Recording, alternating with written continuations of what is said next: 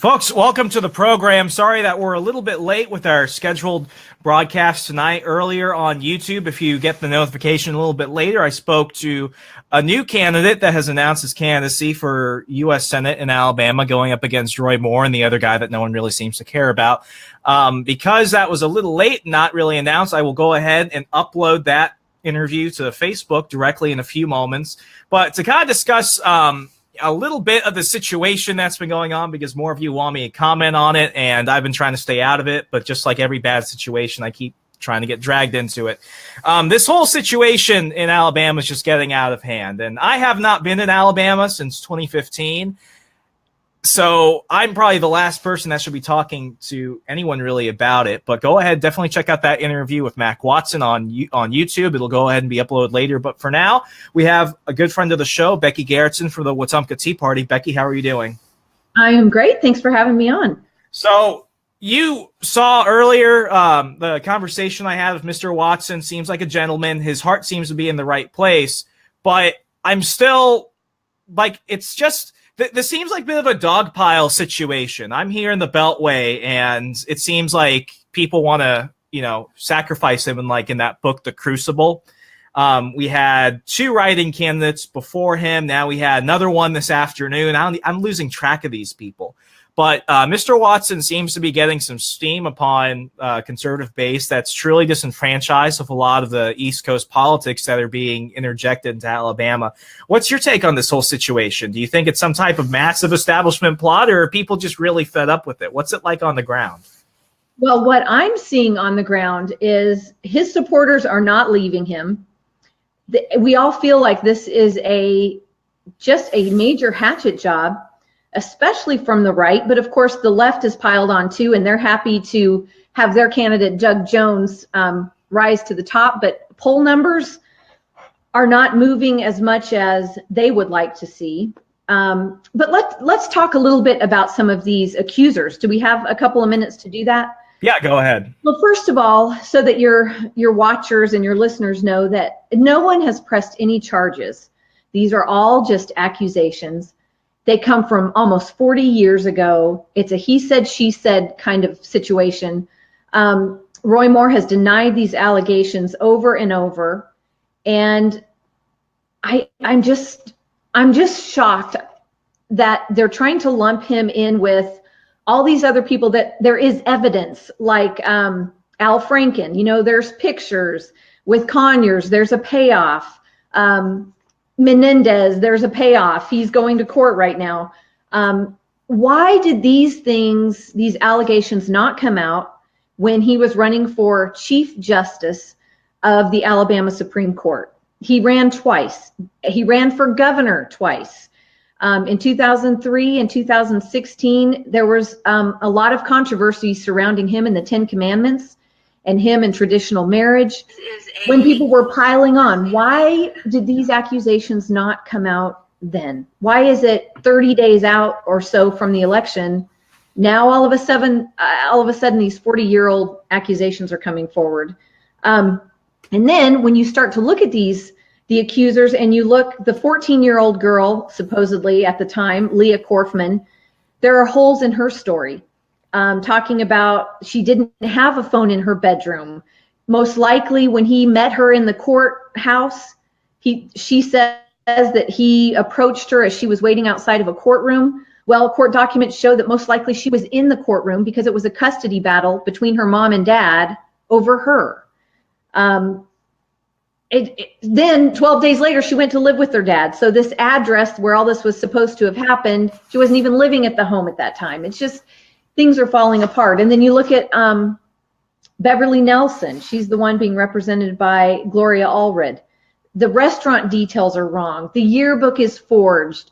Have they provided the yearbook for an analysis yet? No, of course not. So we've seen pictures on the internet, and we've seen the signature that says Roy Moore, DA. DA stands for the assistant who used to write his signature for him. Her name is, I have it next to me. Anyway, her initials are DA. I'll find her name here in a second. Anyway, that woman with the yearbook, Roy Moore, years ago about a divorce case for her. So she had his name, Roy Moore, DA, that woman had signed, his assistant had signed. I believe that she just looked at her old court documents and copied that name into the yearbook, thinking that DA meant district attorney. He was an assistant district attorney at the time, not knowing that DA stood for the woman who was his assistant. So, but of course they won't turn that yearbook over. That's absolutely ridiculous. And then they talk about him being banned from the mall. So they have key witnesses. The security guy that worked in the mall from the 70s to 2000 he said this is not true. He was never banned from the mall. I mean, but it's really frustrating because the mainstream media will not report this. They are just going with these old stories, and when witnesses come forward and say that's not the way it was, they don't want to hear the truth. That's absolutely ridiculous. With Mac Watson, and folks, you can go ahead and see that interview on YouTube now. I'll be uploading it later. I will give him credit to this degree, unlike several of the other people that have come on, especially his other candidate. He didn't pile on the scandals, which is what I thought he would. In fact, he piled on something that was also just kind of out. I'm not going to say it was out there, but I have never heard of the claims. I'm not saying they're not true. I'm not saying they're false, but he called him a homophobic bigot. And racist. And racist. And racist homophobe. Racist homophobe. It's like, I'll be completely honest. I have not really been involved in Alabama politics on account of I have not been there in several years. And the only time I really remember anything about Roy Moore was when he was taken out of action because of the Ten Commandments situation and the traditional marriage situation. I never heard of the Keith Ellison accusation with Roy Moore saying that Keith Ellison should not serve in the House of Representatives. The 9/11 accusation, like, people joke about 9/11, but it's not, you still don't really joke about it. So the fact that he said that Roy Moore said that 9/11 was something that we deserved, I'm hoping that he heard that from somewhere else and he wasn't making that up. But those are some serious accusations. And from some of the folks that have been tuning into the show that are in Alabama, we've got a large Birmingham and Auburn audience. They've brought up, he's a bigot, he's a racist, he's a homophobe. So this isn't the first time I've heard it, but for him to go guns blazing on that is kind of bothersome. Well, again, I just feel like this is the only way they know to take down Roy Moore, because the people in Alabama, they love him. They see him as a hero. You know, he supports life. He supports guns. He stands up for the Constitution. He knows the Constitution. He just has memorized so many of the founding documents. And anytime you talk to him, he will go into a speech and just be able to rattle off word for word some of these documents. And they love that about him. And I just think that this is a last-ditch effort. You know, he will be the 52nd Republican in Congress. This is a big deal. This is going to throw us over into, I guess, a majority, if you want to call it that. This is a big seat that we need to win. But it looks like Mitch McConnell doesn't want that to happen. I think he's already thrown in over $30 million to run against Moore and against Mo Brooks, who was running in the primary as well. And we have women and pastors and war buddies that are lining up in droves to say, we know this man, and the man that these people are talking about on the mainstream media is not the man that we know. And I held a press conference last Friday before Thanksgiving, with women saying, we've known him for decades and he has never been a creeper. He has never been anyone to disrespect women. So I'm just not buying it. And I don't think the write-in campaign is a good idea. I believe, like you were saying, how people say it is a vote for the Democrat. It definitely is a vote for the Democrat. We need to just keep your eye on the ball, stay the course, and finish this thing. And the Alabama voters will decide in about a week and a half. You're absolutely right. This whole thing is just, it's frustrating to watch. And I've gotten to the point where if it comes out of Mitch McConnell's mouth, I just instantly, I just stopped taking it seriously a long time ago. But I was kind of shocked that Ted Cruz went and rescinded his endorsement. Do you think that hurt some people? Because a lot of those people that were big, I don't know how it is just an assumption, but some people that would typically support Roy Moore, I'm going to assume that they were big Ted Cruz people. And for Ted Cruz to go ahead and do that, and I know you were with the Cruz folks during the 2016 cycle, do you think that's hurt him?